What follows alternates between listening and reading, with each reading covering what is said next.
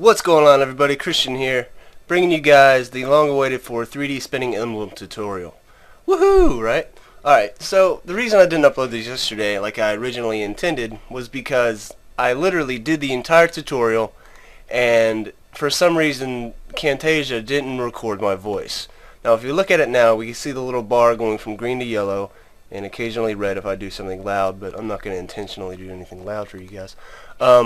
Instead I'll get softer without even thinking about it.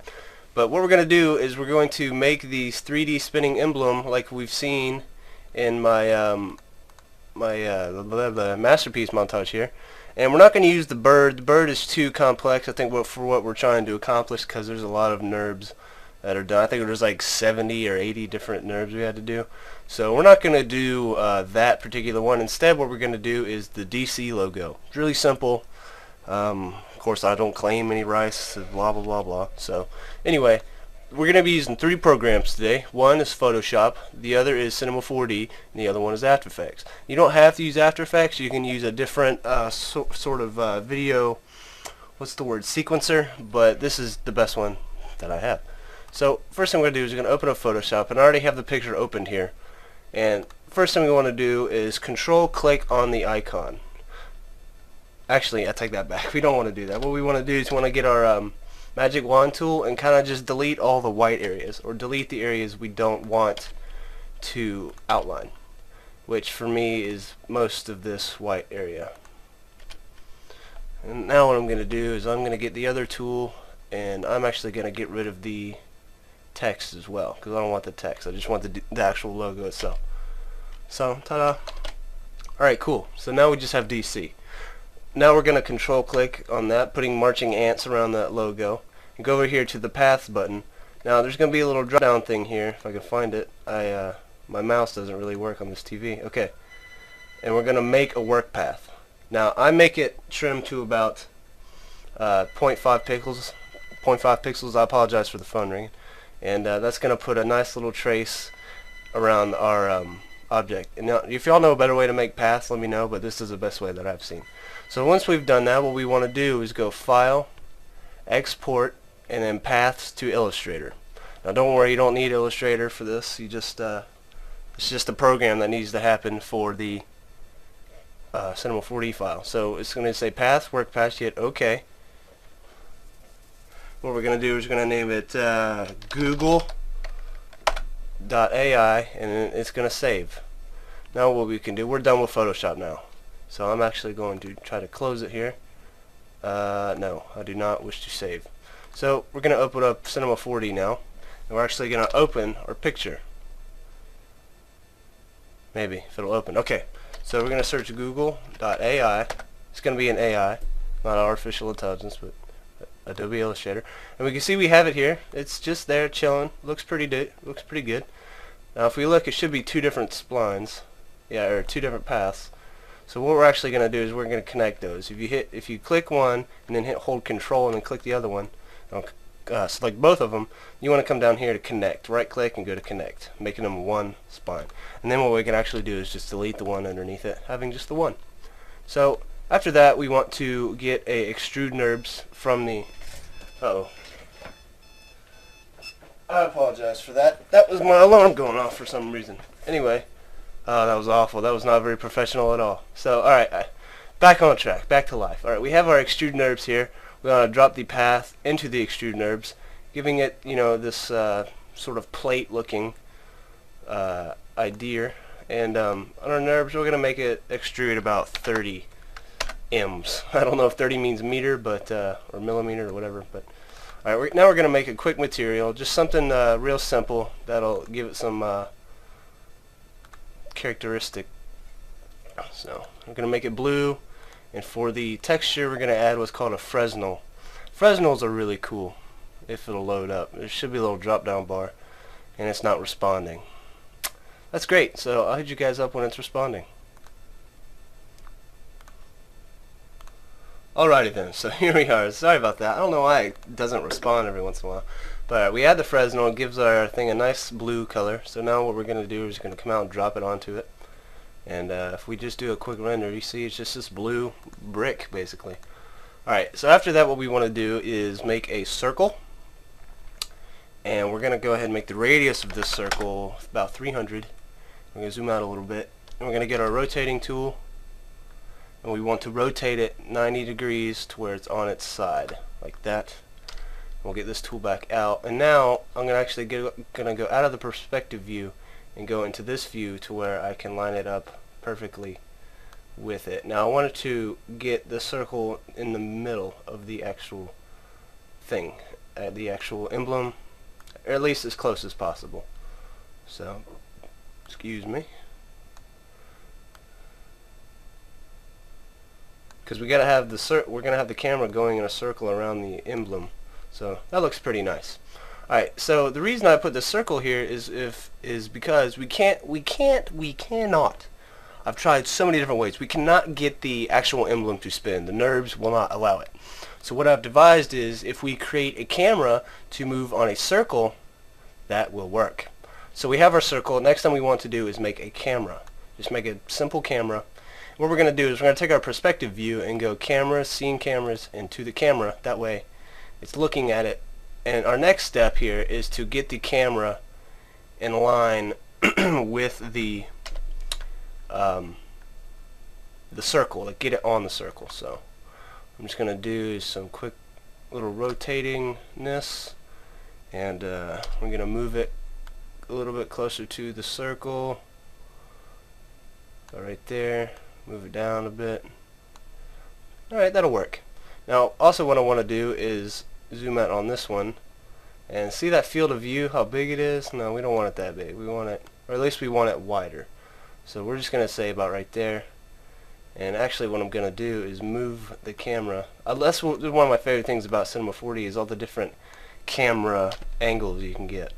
So we're also just going to kind of move it to where it's right about there. That works. Alright, so as we can see, actually no, we need to move it a little bit more to the right. Okay, that'll work. That's what we want. Alright, so now what we do, now that the camera's all lined up, that was probably the hardest part of this whole tutorial, believe it or not. We're going to parent the camera to the circle, or as where the circle is a child. Now, this is very important. Let's make this whole thing about 130 frames and kind of just extend it. Next thing is we want to hit the rotation, or R, on the keypad for the circle, and keyframe it at here, which I just did. Now we're going to go to frame 130 and rotate it. I'll just say this way.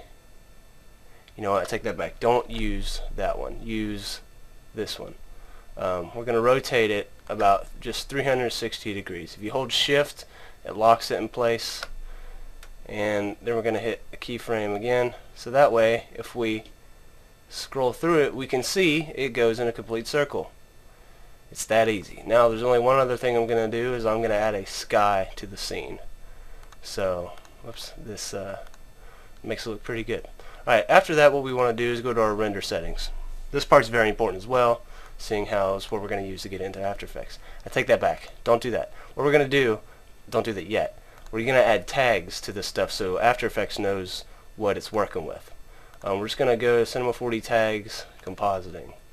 Cinema 4D tags, composite. Just put a compositing tag on all these. I'm not really sure if this does anything, but it makes me feel better, so I suggest you doing it as well. Alright, so once we have the tags, what we want to do is we go to our render settings. We can leave the general as that, but here I always like to make mine 1280 by 720, and we're going to go from frame 0 to frame 130 at 30 frames per second. That sounds good to me. What we're going to do is we're going to save the path to, as you can see, I've already done a test one here yesterday. What we're going to do is we're going to save it as DC, and it'll probably ask me if I want to override it. Now we have to have an alpha channel and a compositing project file for After Effects, and that's pretty much all we got to do. Now we can hit X, and one quick thing I want to do is I want to make sure like it doesn't go off the screen. Looks like it does a little bit. So what we're going to do is we are actually going to take the camera right here, and we're going to back it up on the Z-axis a little bit. So oh yeah, that's pretty perfect. Alright, so once you do that, what you can do is hit this render out button, and it's going to start the render, and yes, I'm going to replace those, and I'll hit you guys up when it is done rendering. Okay, so our thing has finished, and what we're going to do is we can close Cinema 4D now, and I'm not going to save it just because I don't need to, and voila, we're in After Effects now. So that's great. What we want to do is we want to import that folder. Now, I should have told you this before, but make a folder. Oh man, this is going to be way out of order. What you want to do is you want to make a folder and just name it whatever, to something to save your files to. I should have said that before. I really apologize. I'm actually going to import that folder into After Effects. Hopefully this goes quickly. It probably won't. So as you can see, it's not responding. So once again, I'll hit you guys up when it is responding. Alright, it's all good. So if we look in the folder, you can see we have a bunch of pictures. So what we're gonna do is we're gonna click the first one. We're gonna go down to the very last one and hold Shift and click it, and we're just gonna go ahead and drag it into its own comp. And we're gonna make the sequence 0.1. Make sure sequence layers is checked and single comp, and hit OK. Now, as you can see, if we scrub through it, we have perhaps our thing. Here, I'm going to set the quality to quarter. That way it should go pretty easily. Yeah, as you can see, it just goes in the circle, which is what we want. So what I'm actually going to do now is I'm going to take this and I'm going to drag it in here. And right now it's going to be at the top just because that's how the cake is working. I'm going to expand it a little bit. And this is a really cool thing. I'm going to bring it all the way down to the bottom. You know what? Hold on. I'm going to put it there. Drag this way up here. This will just make it go a little bit faster, hopefully. I guess not.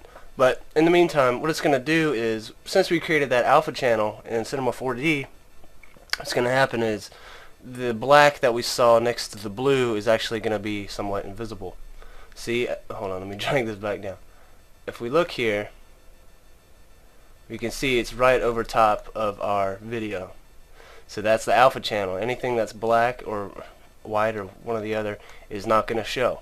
So that's really it. Now what you can do is you can hit down here, if you hit Control A and then get this one out of there, you have all the other ones. What you could do is you could shrink them to about this big and put them all up in the corner or something, and that way throughout the entire animation you have the spinning thing up there. So what I'm going to do is I'm going to end this tutorial. I appreciate you guys watching very, very much. I'm going to render this out, and this is going to be at the end of the video, so which will be here in a few seconds. So I appreciate you guys watching, and I'll see you guys on the flip side.